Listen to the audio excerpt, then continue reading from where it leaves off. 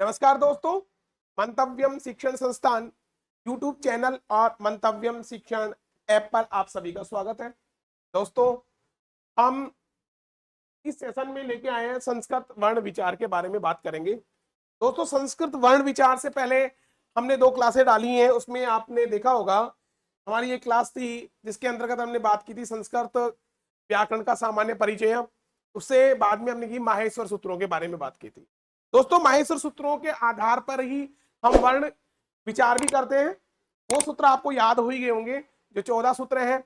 उन्हीं सूत्रों के आधार पर और एक पाणिनि जी के द्वारा लिखित है पाणिनि शिक्षा, उसके आधार पर वर्णों की संख्या कई बार पूछ लेते हैं। और एक सामान्य वर्णमाला में कितने वर्ण होते हैं, इनके बारे में आज चर्चा आपसे करने वाला हूं। दोस्तों, ये जो टॉपिक है हमारा संस्कृत वर्ण विचार, ये हमारी सभी परीक्षाओं में आता है। शिक्षक भर्ती परीक्षाओं में जैसे ग्रेड फर्स्ट है, सेकंड है और रीट है, उसमें वर्ण विचार के बारे में प्रश्न पूछ लेते हैं एक या दो।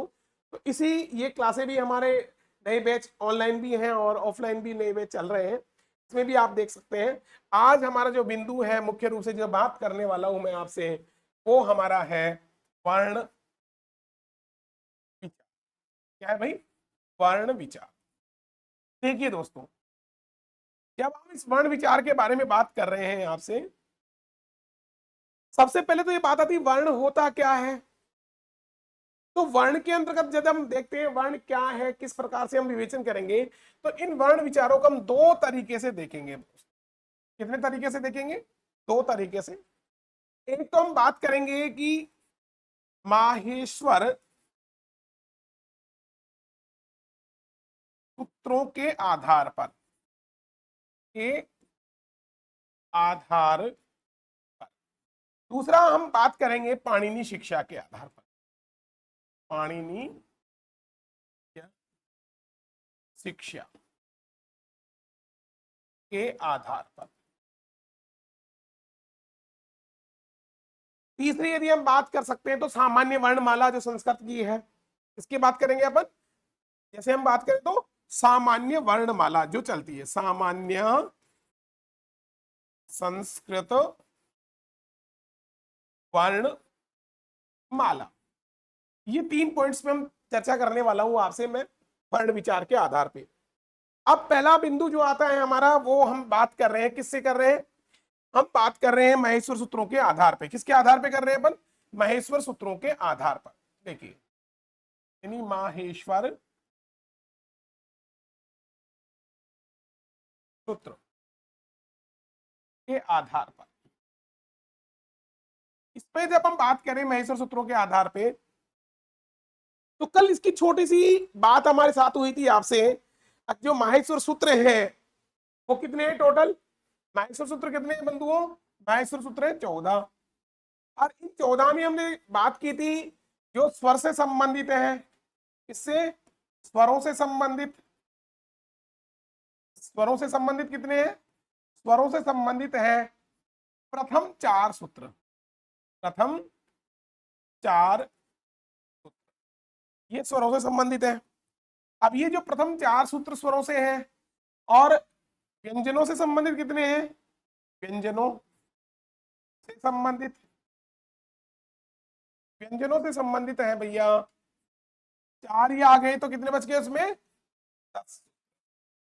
यहां कल आपकी क्लास में आपने देखा हो तो माहेश्वर सूत्रों का हमने क्रम देखा था, किस तरीके से हम इनको देखते हैं। तो जब हमने क्रम देखा था तो आपने देखा होगा 4 जो स्वर है, 4 क्या है जो स्वर है, स्वरों में देखिए क्या था? ए, ई, उ, री, ली, ए, ओ, आई और औ। यही था। यानी आपने पहला सूत्र पढ़ा होगा ना, ए ई उ रिल री क ए ओंग आई औच। अब यहां पर कितने हो गए संख्या? देखिए कितनी है। इसकी संख्या देखते हैं अपन, तो संख्या कितनी हो रही है?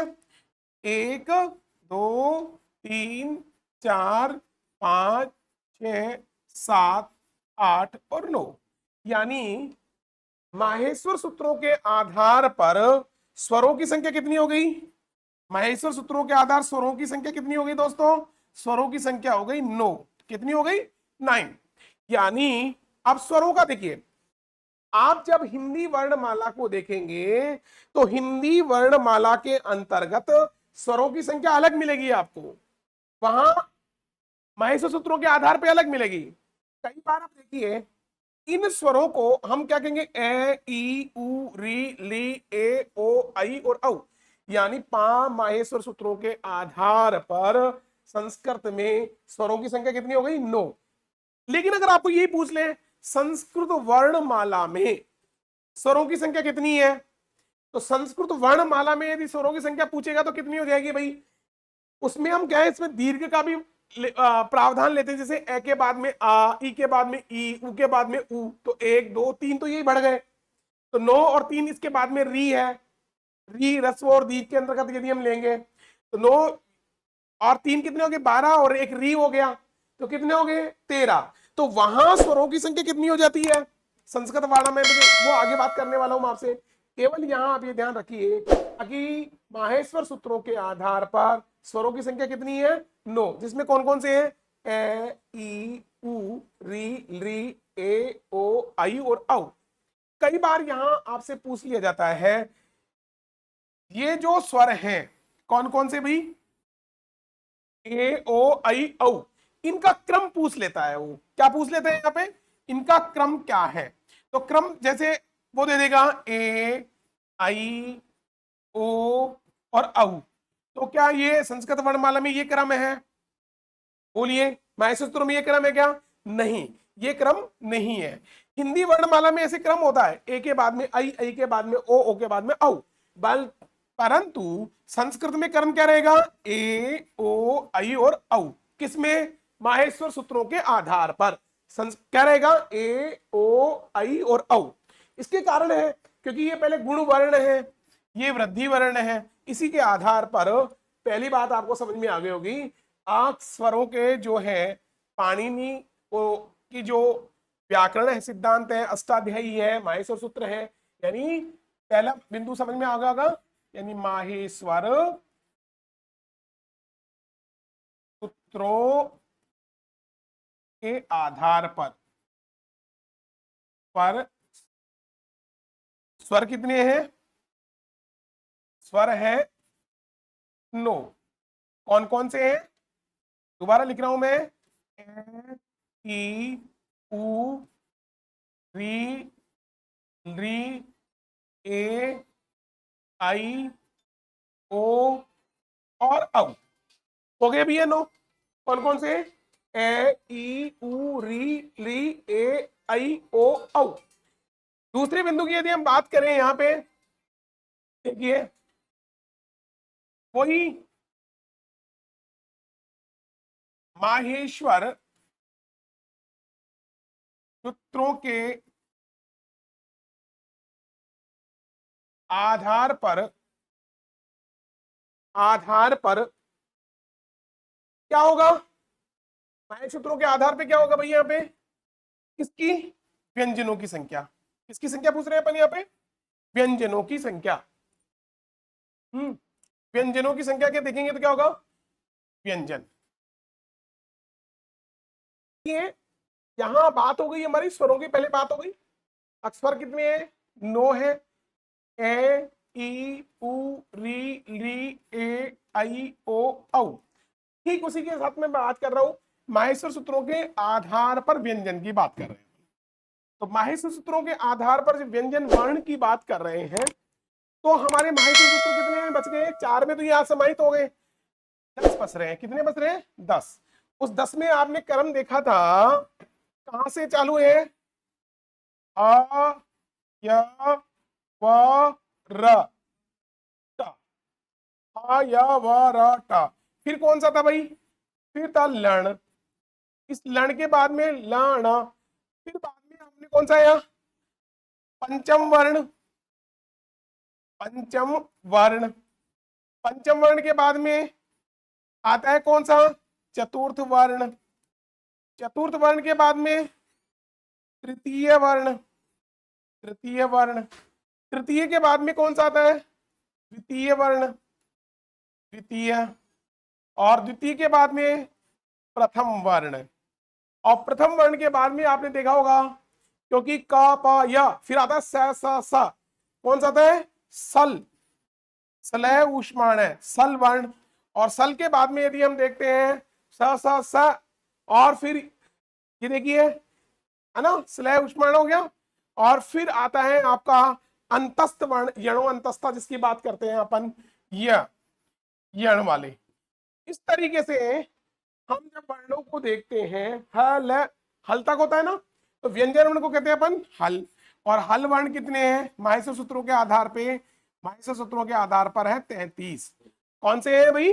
33। इन 33 के साथ ही हम जब देखेंगे तो संस्कृत में केवल संयुक्त वर्ण भी आते हैं। क्या आते हैं? संयुक्त। और संयुक्त वर्ण जो है वो संयुक्त वर्ण संस्कृत में 3 होते हैं। कितने होते हैं? 3। कौन कौन से? क्ष, त्र और ज्ञ। क्ष एक कौन सा है? त्र और ज्ञ। 3 है। क और श के मिलने से क्या बनता है? कैसे संयोग है? क्ष। यहाँ त और र के मिलने से क्या होगा? त्र। और ज और ये के मिलने से क्या बनेगा भाई? ज और ये से ज्ञ। 3 संयुक्त वर्ण है। इसके आधार पर जब हम देखते हैं तो टोटल वर्णों की संख्या यहां कितनी हो रही है? देखिए व्यंजन वर्णों की हम बात किससे कर रहे हैं, ध्यान रखना भाई। मैं अभी जो बात कर रहा हूं वो मैं कर रहा हूं माहेश्वर सूत्र के आधार पर। तो माहेश्वर सूत्र के आधार पर जब देख रहे हैं तो पहली व्यंजन वर्णों में चलते हैं अपन। किसमें? व्यंजन की बात कर रहे हैं। मैंने अभी क्रम बताया था आपको, वहां माहेश्वर सूत्रों में क्रम ये रहता है। अब जो बात कर रहे हैं तो किसके आधार पे हम देते हैं? तो पहला आता है देखो कैसे लेकर के मैं तक वर्ण जो होते हैं इनको हम बोलते हैं कादियो मावसानाम स्पर्शा, यानी स्पर्श वर्ण। क्या बोलते हैं इसको? स्पर्श वर्ण। ये जो स्पर्श वर्ण है कैसे में तक, इनकी संख्या कितनी है? इनकी संख्या 25 है। कैसे इनका क्रम है? देखिए क, ख, ग, घ, न, च, छ, ज, झ, य, ट, ठ, ड, ढ, ण, ट, ठ, ड, ढ, ण,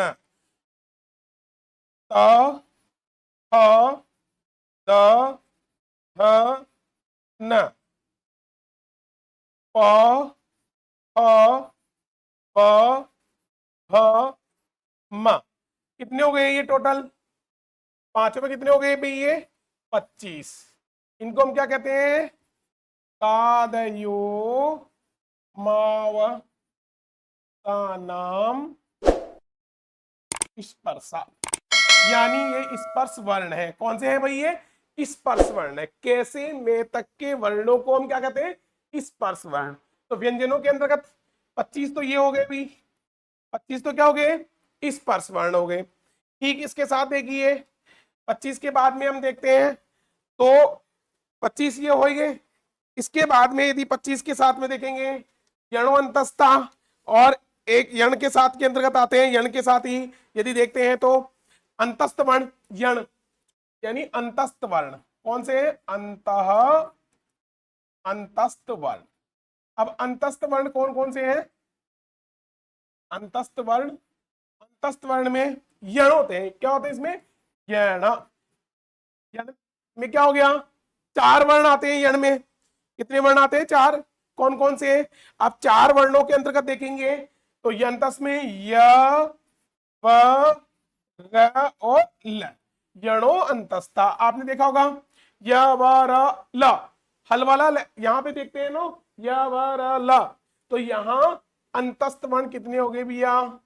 4 हो गए। तो ये माहेश्वर सूत्रों के आधार पे 25 तो क्या हो गए थे?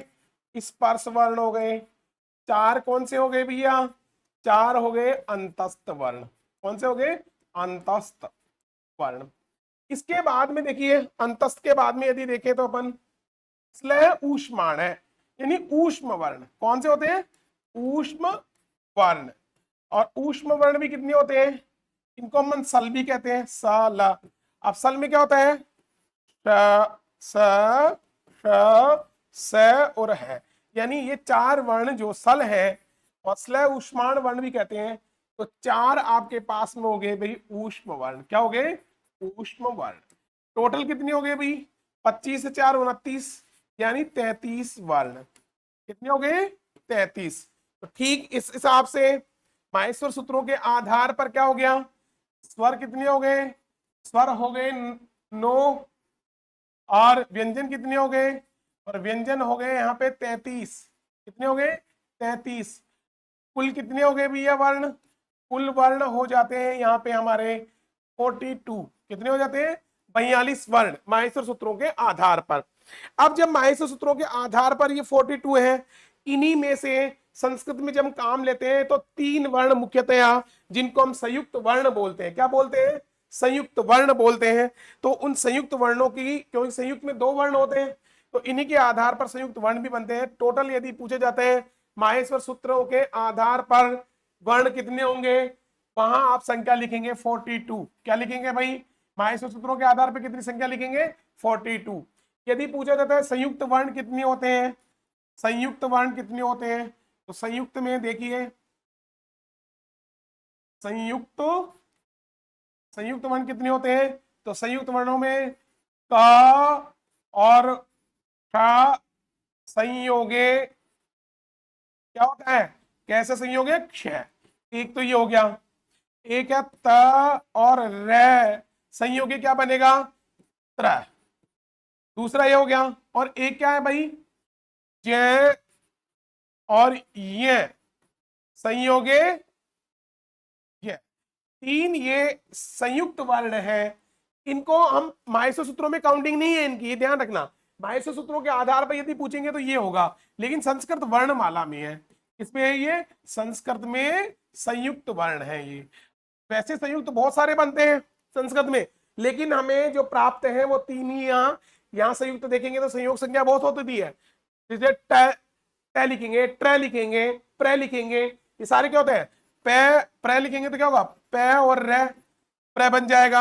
ये लिखने क्या करती है, लेकिन संयुक्त यहाँ क्या मूल स्वरूप में चेंजिंग हो जाता है। देखो यहाँ पे एक तरह से देखा जाए तो 3 को ही हम क्या मानते हैं? संयुक्त वर्ण मानते हैं। तो संयुक्त वर्णों की गणना वर्णमाला में नहीं होती है, ध्यान रखना। यानी नोट डाल के लिख सकते हैं आप इस चीज को। कई बार कंफ्यूज हो जाते हैं अक्षरयुक्त वर्ण क्या होंगे, तो NOT नॉट क्या लिखेंगे आप? संयुक्त वर्णों की गणना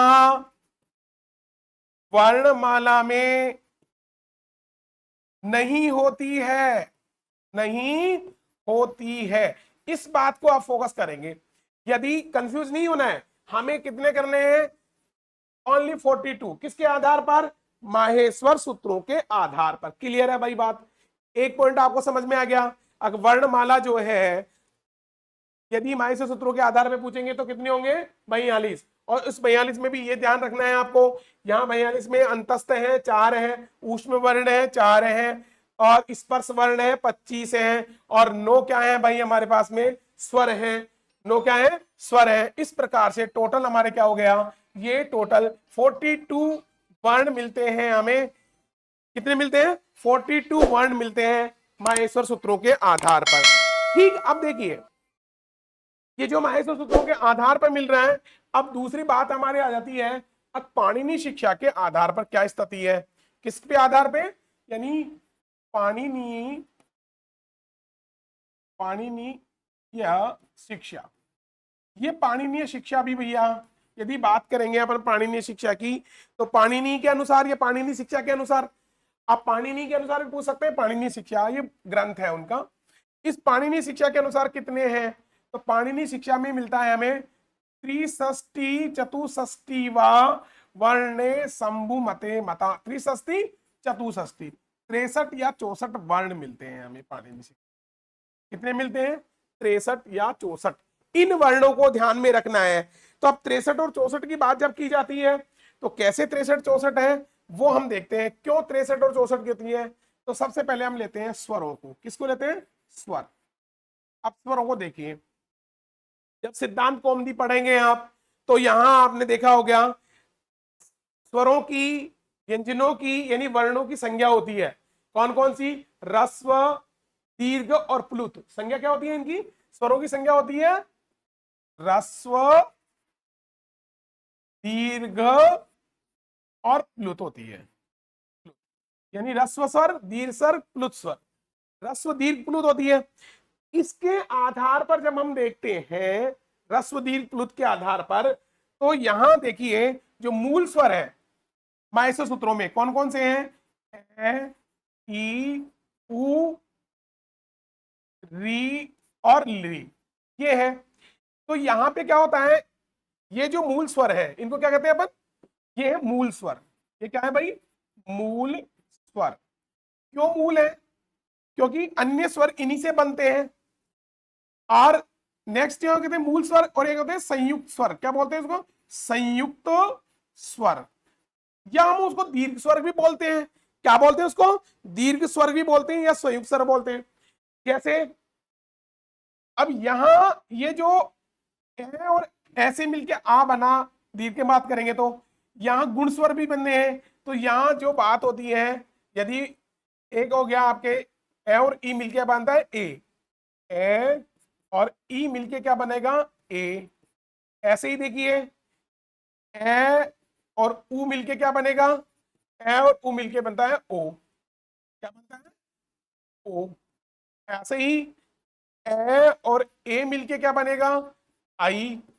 और ए और ओ मिलके क्या बनेगा? औ। तो यहां ये जो स्वर है ए, ओ, आई और औ, ये दीर्घ स्वर के अंदर कहते हैं, मूल स्वर नहीं है, संयुक्त स्वर है। तो यहां पर हम बात कर रहे थे कि स्वरों की ह्रस्व, दीर्घ और प्लुत संज्ञा होती है। क्या संज्ञा होती है? ह्रस्वों की, स्वरों की, सॉरी, स्वरों की क्या होती है? ह्रस्व, दीर्घ और प्लुत संज्ञा होती है। अब यहां पे जो ए, ई, उ, ए, ई, उ, री, ये जो चार स्वर हैं इनकी भैया ह्रस्व, दीर्घ, प्लुत तीनों संज्ञा होती है। यानी ए, ई, उ, री, इनकी ह्रस्व, दीर्घ और प्लुत संज्ञा होती है। एक एक के तीन तीन वर्ण मिलते हैं इनके। तो यहां संज्ञा कैसे जिनकी की है अपन ने, जैसे किस किस की? ए, ई, उ और री की। इनकी क्या होती है? ह्रस्व संज्ञा होती है। इनकी क्या होती है? दीर्घ संज्ञा होती है। और इनकी क्या होती है? प्लुत होती है। कितने वर्ण है? चार। कितनी संज्ञा हुए? तीन। जैसे ए का दीर्घ क्या होगा? ए का दीर्घ हो जाएगा आ। ई का क्या हो जाएगा? ई। उ का क्या हो जाएगा? उ। री का क्या हो जाएगा? री का हो जाएगा री। ऐसे ही देखिए प्लुत के अंतर्गत बात करेंगे अपन। अब यहां पे ह्रस्व संज्ञा री की भी होती है, केवल किसकी नहीं होती? री की दीर्घ में अभाव होता है। री का क्या होता है यहाँ पे? अभाव। इसलिए अब प्लुत के अंतर्गत बात करेंगे अपन। तो प्लुत में देखिए, प्लुत में ए, जब प्लुत किसी को किया जाता है तो पीछे हम तीन की आकृति लगा देते हैं। ए, ई, उ, री। अब यहाँ पे अभाव दीर्घ में है, तो यहाँ दीर्घ में अभाव होने की वजह से क्या स्थिति बनती है? दीर्घ तो होगा नहीं, री प्लुत बन जाता है। री क्या बन जाता है? प्लुत बन जाता है। लेकिन ये प्लुत जो बनता है जो विकल्प से बनता है। क्या बनता है? विकल्प। तो विकल्प से, जब दीर्घ ही नहीं होगा तो प्लुत कैसे होगा? कई लोगों का मानना है। तो एक जगह होता है, एक जगह नहीं होता। इस दृष्टि से देखेंगे तो ह्रस्व के कितने हो गए? ह्रस्व के 1 2 3 4 5। दीर्घ के कितने हो गए भाई? 1 2 3 4। प्लुत में कितने हो रहे हैं? 1 2 3 4 5। ये 5। यहां जब आप देखेंगे तो कितने हो रहे हैं टोटल? यहाँ पे 5 10 14। कितने हो रहे हैं भाई? 14 हो रहे हैं कि नहीं हो रहे? कितने हो रहे हैं? 14। ह्रस्व, दीर्घ, प्लुत। और इसी के आधार पर जब हम देखते हैं रस्व दीर्घ और प्लुत के आधार पे और उदात अनुदात स्वरित के आधार पे जब हम देखते हैं एक एक की तीन तीन के एक एक की तीन तीन वर्ण हो रहे हैं, तो यहाँ एक एक कितने हो रहे हैं, तीन हो रहे हैं। तो यहां पर हम देखेंगे 1 2 3 4 5, तो 5 यहाँ पे रस हो गया एक एक का। तो टोटल जब हम देखते हैं यहाँ पे, तो ये संख्या रस्व दीर्घ प्लुत होगी, या फिर अभाव होगा तो क्या होगा, यहाँ पे क्या होगा, एक एक की तीन तीन संख्या होगी ना, इसकी तीन हो गई, इसकी तीन हो गई, तो यहाँ तीन पंजो यानी 15 वर्ण बन रहे हैं, 1 2 3 4 5, यानी यहाँ पे टोटल जब हम देखते हैं 13 या 14 वर्ण मिल रहे हैं। कितने मिल रहे हैं यहाँ पे, 13 या 14 वर्ण इसके अंतर्गत यहां देख रहे हैं, तो ये मिलते हैं। इसी के आधार पर क्या हो जाता है, जब यहां देखते हैं यहाँ 4 की कितनी हो रही है, तो अब यहाँ देखिए ऐसे 14 हो रहे हैं, लेकिन जब हम इनको रस्व दीर्घ प्लुत उदात अनुदात स्वरित के आधार पर डिवाइड करेंगे, उदात और अनुदात के आधार पे करेंगे, तो यहाँ क्या मिलता है, यानी 4 1 2 3 इनके तो क्या हो गया 4 इंटू 3, तो 4 3 12, जब अपन कितने हो रहे हैं यहाँ पे 12 हो रहे हैं। यहां तक की समझ में आ रहा है आपको, यहाँ 12 या फिर क्या हो जाएंगे 13 हो जाएंगे, कितने हो जाएंगे, विकल्प से बात करेंगे क्योंकि री की क्या हो रहा है 2 बार हो रहा है, तो यहाँ पे 13 और 14 हो जाएंगे। ऐसे ही देखिए ए आई ओ और औ 4 स्वर ये है, इन चारों को जब हम देखते हैं 4 इंटू 8, तो कितने हो गए, सॉरी 4 इंटू 2 कितने हो गए, 4 दूनी 8, तो जब हम 12 और 8 कितने हो गए 8 ही हो गए, कितने हो गए 20। अब यहां विकल्प से बात थी दीर्घ की, तो यहां अगर ये हो रहा है री रस्व में रहेगा तो 1 प्लस करेंगे तो कितने हो जाएंगे, ये 13 और 8 कितने हो जाएंगे, और यदि इसमें भी जोड़ देंगे अपन एक और, तो कितने हो गए यहाँ पे 20, तो ये हो रहे हैं 21 या 22, तो स्वर कितने हो गए यहाँ पे 21 या 22। दोबारा समझाता हूं आपको, देखिए समझना है इसको। कहीं हमारे पास में क्या है, ए ई उ री, है ना, री, ऐसे ही देखिए इसको री को यहां ले लीजिए और आसानी समझ में आ जाएगा। एक हो गया अपना ए आई ओ और औ, यहां कितने हैं 4, इसका रस्व दीर्घ और प्लुत तीनों में भाग है, तो 4 इंटू 3, ली का क्या हो रहा है, ली एक बार एक भी है दो भी है, तो यहां पे क्या होगा 1 इंटू 2, है ना, ये 4 है, 4 इंटू 2, क्योंकि इनका किसमें अभाव होता है, ये भी लिख देता हूं मैं यहाँ पे, ये होते हैं रस्व में अभाव, रस्व में अभाव होता है। इसका क्या होता है, ली वर्ण का विकल्प से, विकल्प से दीर्घ अभाव होता है, दीर्घ का अभाव, तो यहां एक बार होता है एक बार नहीं होता, तो कितनी संख्या हो गई 4 × 12, 2 और 4 दूनी 8, कितने हो गए भाई 22।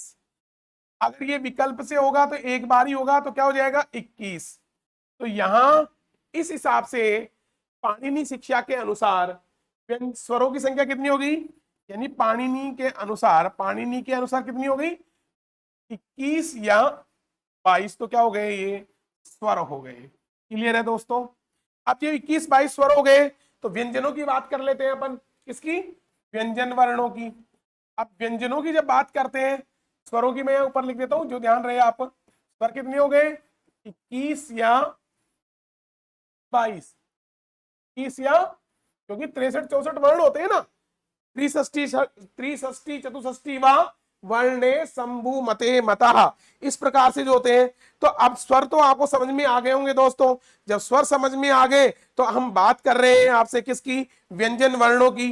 जब व्यंजन वर्णों को देखते हैं तो व्यंजन वर्णों में पहले भी आपको बताया था मैंने आपको, सबसे पहले कैसे मैतक, और कैसे मैतक को क्या कहते हैं अपन, स्पर्श वर्ण कहते हैं। स्पर्श वर्ण कितने होते हैं 25 होते हैं, कितने हो रहे हैं 25। इसके बाद में देखिए हम जो अंतस्थ, अंतस्थ में कौन कौन से, यणो अंतस्था, यण, तो यण में क्या गए आपका य वे रे और ले होते हैं कि नहीं होते? कौन यणो अंतस्था में क्या होते हैं? ये रे ले वे, ये वे रे ले, ये वे रे और ले, ये क्या हो गए? अंतस्थ वर्ण हो गए, अंतस्थ। और अंतस्थ वर्णों की संख्या कितनी हो गई? 4। इसके बाद में स्लय उष्माण है, ऊष्म वर्ण थे। सल में कौन कौन सा था? से, क, से और है, ये क्या है? ऊष्म वर्ण है। कौन से हैं ये? ऊष्म वर्ण। और ऊष्म वर्णों की संख्या कितनी हो गई? 4। इस प्रकार से 25 और 4 कितने हो गए? 29। और 29 और 4 कितने हो गए? 29 और 4 कितने हो गए? 33। इसके बाद में देखिए पाणिनि शिक्षा में कहा है, एक तो जिह्वामूलीय वर्ण होते हैं। कितने होते हैं? जिह्वामूलीय वर्ण। तो जिह्वामूलीय, जब वर्णों की बात करेंगे, कौन से वर्ण? जिह्वामूलीय वर्ण। तो देखो जिह्वामूलीय, जिह्वामूलीय, जिह्वामूलीय कहते हैं जब क और ख, क्या भाई? क और ख के यहां पहले क्या आ जाए? विसर्ग आ जाती है। क्या आ जाती है? विसर्ग। और तो वो अर्ध विसर्ग हो जाती है। क्या हो जाती है? अर्ध विसर्ग बन जाती है, अर्ध विसर्ग, विसर्ग। जब अर्ध विसर्ग लगती है तो उसको हम क्या कहते हैं? जिह्वामूलीय कहते हैं। तो क्या होता है यहाँ पे? क और ख। तो एक वर्ण क्या हो गया यहाँ पे? जिह्वामूलीय का हो गया भाई। एक वर्ण क्या हो गया? जिह्वामूलीय। ऐसे ही देखिए उपपदमानी बनता है, उपपद मानीय। ये उपपदमानी क्या होते हैं? वही स्थिति जब प और फ के पूर्व विसर्ग आती है तो वो अर्ध विसर्ग बन जाती है, तो उसको हम क्या कहते हैं? उपपदमानी कहते हैं। एक वर्ण ही हो गया। तो 25, 4, 29 और 4, 29 और 4 33, 34 और 35। यहां तक की बात समझ में आ गई क्या भाई आपको? इसके बाद में जब देखते हैं एक यहां पे जब देखते हैं एक यहां अनुस्वार आ जाता है। क्या आ जाता है? अनुस्वार। ये क्या होता है? अनुस्वार। और अनुस्वार में देखिए जब हम मूल स्वर के यानी बात करते हैं, ए के ऊपर वाली बात करें, तो यहां एक शब्द बन के एक वर्ण आ गया अनुस्वार का। किसका हो गया? अनुस्वार। और अनुस्वार के बाद में एक और यदि कहते हैं, एक होता है विसर्ग। क्या होता है? विसर्ग। और विसर्ग में अनुस्वार तो ऊपर हो गया, विसर्ग क्या हो गया? ये एक आ गया आपका विसर्ग। 1 2 3 4, 4 8 है ना? 33 और 4 कितने हो गए? 37। 33 और 4 कितने हो गए? 37। ऐसे ही संस्कृत में एक शब्द आता है दुष्प्रष्ट वर्ण। कौन सा आता है? दुष्प्रष्ट। दुष्प्रष्ट के अंतर्गत ऋणाकार जो लिखते हैं, ऋणा ऐसे ऋणा लिखते हैं, तो दुष्प्रष्ट वर्ण हो गया एक दुष्प्रष्ट वर्ण। क्लियर है? दुष्प्रष्ट के बाद में आते हैं यम वर्ण आते हैं। कितने आते हैं? यम। अब यम वर्ण क्या होते हैं? देखिए जब एक ही सब्जेक्ट चतुर्थ वर्ण है ना, जैसे जैसे क, ख, ग और ग, यानी वर्ग का पहला दूसरा तीसरा चौथा, वर्ग का पहला दूसरा तीसरा चौथा वर्ण, यानी वर्ग का पहला दूसरा तीसरा और चौथा वर्ण हो, उसके बाद में सेम यही वर्ण आ जाए, लेकिन इनके अंत में क्या हो? पंचम वर्ण हो। क्या हो? पंचम वर्ण आ जाए पीछे। तो ये क्या होता है? जस्ट पंचम वर्ण से पहले वाला वर्ण होता है वो क्या होता है? यम होता है। और यम वर्णों की संख्या 4 होती है। यम वर्णों की संख्या कितनी होती है भाई? 4 होती है। कितनी होती है? 4। जैसे पलखनी, चकणातू, है ना? ये जो चीजें ऐसे ही आपको अग्नि, जो वेद में हम इसको उच्चारण करते हैं, गणंती, तो ये 4 वर्ण क्या होते हैं? यानी क के साथ में पलखनी, तखणतु, है ना, गगनती, अग्नि, अग्नि और गहनती, ये 4 वर्ण किसके माने गए हैं? यम वर्णों के माने गए हैं। तो ये 4 वर्ण क्या हो गए? यम हो गए। तो 4 यम होने के बाद में अब देखिए टोटल वर्णों की संख्या आप देखोगे तो कितनी हो गई? देखो 25 तो कितने हो गए? 25 स्पर्श वर्ण हो गए। अंतस्थ कितने हो गए? 4 हो गए। ऊष्म वर्ण कितने हो गए? 4 हो गए। यानी 25 और 4 29 और 4 29 से 33 34 35 36 37 37 हो गए इधर। 37 के बाद में देखिए 38, एक है कितने हो गया? ये 38 और 38 से 4 कितने हो गए, यानी 42। 33 तो पीछे हो गए ना, देख लिया आपने, 38 और 4 42। तो वर्ण कितने हो गए भाई, यहां पर कितने आ गए, 42। ये 42 वर्ण आपको समझ में आ गए क्या। अब देखो व्यंजन वर्ण कितने हो गए, व्यंजन वर्णों की संख्या हो गई 42, 42। स्वर कितने थे, पाणिनि शिक्षा के आधार पर बता रहा हूं मैं, ये हो गए 21 या 22। अब देखो जब 21 जोड़ेंगे तो कितने हो गए 63, कितने हो गए 63। और यदि 22 जोड़ेंगे तो इसमें कितने हो गए 64। इसीलिए कहते हैं त्रिषष्टि चतुष्टि व वर्णे शंभु मते मतः, यानी पाणिनि शिक्षा के अनुसार, पाणिनि के अनुसार कितने हो गए यहाँ पे 63 या 64। और जबकि माहेश्वर सूत्रों के आधार पर कितने हो गए 42, माहेश्वर सूत्रों के आधार पर कितने हो गए 42। ये बात आपको समझ में आ गई क्या भाई, ये तो दोनों के आधार पे हुई। लेकिन यदि आपको पूछा जाता है सामान्य के आधार पर, किसमें, संस्कृत सामान्य वर्णमाला, जब ये बात पूछी जाए, संस्कृत की जो बच्चे पढ़े पहली क्लास दूसरी क्लास चौथी क्लास में पढ़ते हैं, उनके लिए सामान्य वर्णमाला कितनी है, कितने वर्ण होते हैं, तो उनका भी हम यहाँ विवेचन कर लेते हैं। देखिए जब हम देखते हैं तो सबसे पहले स्वर ही आते हैं भाई, क्या आते हैं, स्वर आते हैं। तो स्वर कौन कौन से हैं, जब स्वरों को देखेंगे अपन तो कौन कौन से होंगे, देखो स्वरों में क्या होगा, ए आ ई ई, पढ़ते नहीं पढ़ते, ए आ ई है ना, ऊ ऊ। अब यहाँ पे री होगा कि नहीं होगा बताओ, री भी होगा, यहाँ पे क्या होगा, री भी होगा। तो री एक बार लिखेंगे दो बार लिखेंगे, दो बार लिखेंगे क्योंकि ह्रस्व दीर्घ होता है, री री री। और क्या हो गया भाई, ए ओ आई और औ। 13 हो गए क्या, 1 2 3 4 5 6 7 8 9 10 11 12 13, यानी टोटल कितने हो गए भैया, सामान्य के आधार पर यदि हम देखें तो कितने हो गए 13। क्या हो गए 13, ये 13 स्वर हो गए। अब यहां पर देखिए यदि ह्रस्व दीर्घ और प्लुत के आधार पर यदि हम बात करेंगे तो यहां अलग हो जाएंगे, जिसके अंतर्गत बात की थी। इसी के साथ में ह्रस्व दीर्घ प्लुत के आधार पर बांटोगे यदि आप इसको, ह्रस्व के आधार पर क्या होगा, ह्रस्व स्वर क्या हो गए, ह्रस्व स्वर में क्या हो गया आपका, ह्रस्व में ए आ जाएगा, आपका ई हो जाएगा, ए ई ऊ, आपका री हो जाएगा और आपका री हो जाएगा। तो ह्रस्व स्वर कितने हो गए, ह्रस्व स्वर कितने हो गए भाई 5 हो गए, ह्रस्व स्वर कितने हो गए 5 हो गए। इसी पास में द्विमात्र की बात करें अपन, दीर्घ स्वर कौन से, दीर्घ, तो दीर्घ स्वर कौन कौन से हैं बताओ, दीर्घ स्वर के अंतर्गत देखेंगे, बोलो कितने हैं, गिनो देखें, दीर्घ स्वरों के अंतर्गत देखेंगे तो आ इसमें दीर्घ है क्या, आ हो गया, ई दीर्घ है हमारा, उ आपका दीर्घ है, आपका री आपका यहाँ पे दीर्घ है। कितने हो गए 4 हो गए, क्या हो गए भाई यहाँ पे 4 हो गए। अब 4 के साथ साथ में देखिए 4 तो ये ही, एक आपका ए, आपका ओ आई और औ, ये चारों क्या हो रहे हैं, तो टोटल कितने हो गए यहाँ पे स्वरों को यदि देख रहे हैं तो यहाँ पर कितने स्वर हो गए, यहाँ पे यहाँ 13 थे, ये हो गए आपके 8, कितने हो गए यहाँ पे 8 8। क्लियर है।